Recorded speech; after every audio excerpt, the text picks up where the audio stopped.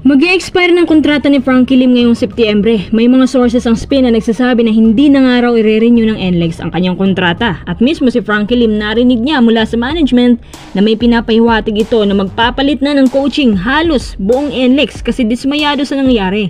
Pati pala si Bolik may masasabi tungkol sa team na to na siyang dahilan ng paghina ng kanilang kalibre.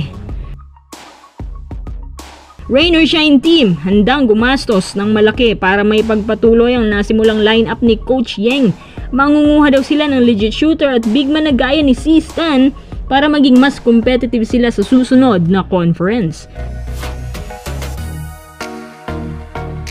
Bago tayo magpatuloy, kung nais mong suportahan ang aking channel, just click subscribe and share. At mga quiz, pakifollow na rin ang ating bagong Twitter account na Sports Desk Media for more exciting updates.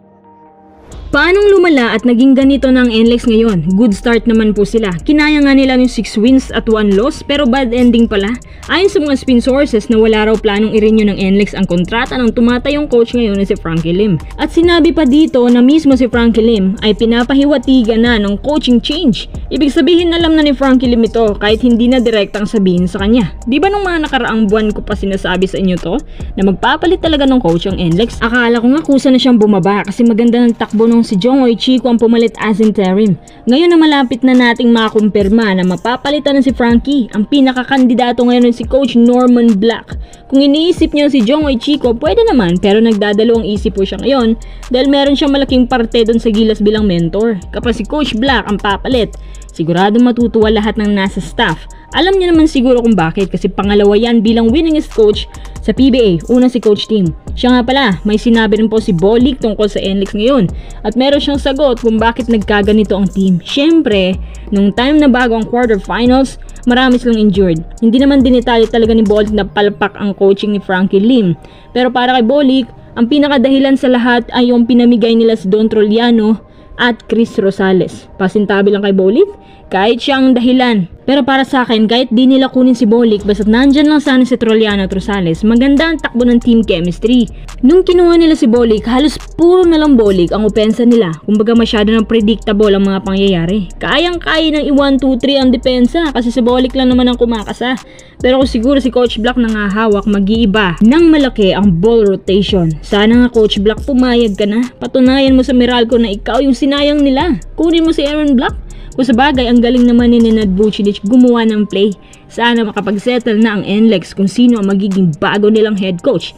It's either Jong-Oy Chico or Norman Black. Kahit sino sa kanila magaling naman.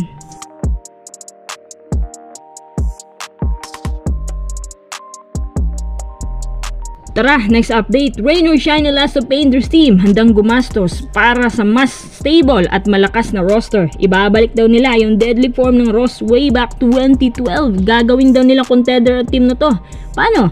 Magugulat kayo dahil gusto ni Coach Yeng pabalikin sa kanilang team ang original shooter nila. Bibigyan daw nila ng isa pang 1-year deal yung kanilang big man na nasa MPBL ngayon. Kahit medyo may edad na sila pero susubukan pa rin ng Ross ibalik yung old form na Ross. Yung mapanakit at nanunusok ng mata ni Pingris. Ang ibig kong sabihin yung more physical na Ross. Pero sa susunod na vlog na lang natin pag-uusapan yan. Focus tayo dun sa sinabi ng Ross management na dadaw silang gumastos para may pagpatuloy ang nasimula ni Coach Yeng na good lineup. Handa silang magbayad ng malaki or magpasahod ng malaki para talaga makakuha ng legit na shooter. Eh bakit hindi na lang nila kunin si Mikey Williams? At eto pa, baka pwede pa si Asi Taulaba. May plano rin silang kunin to para maging well-trained ang kanilang big man niya na si Keith Dato na salat kung dumipensa. May babaguhin din daw sa loob ng coaching staff. Kung sana lang daw nanatili si James Yep sa kanila, malaki sanang may tutulong niya. Actually maganda ang planong yan. Para na rin nilang tinutulungan ng PBA na manumbalik yung unpredictability ng liga. Tsaka dapat competitive na lahat. Ang kinagandahan sa independent teams, walang mauupo. Lahat ginagamit. Sa big teams, kawawa ka lang. Mauubos mo lang maiinom nila. Isa na lang kulang sa kanila, maging intact at huwag mamigay. Pati mga players din sana huwag magpasilaw. Pwede po bang mangyari yun?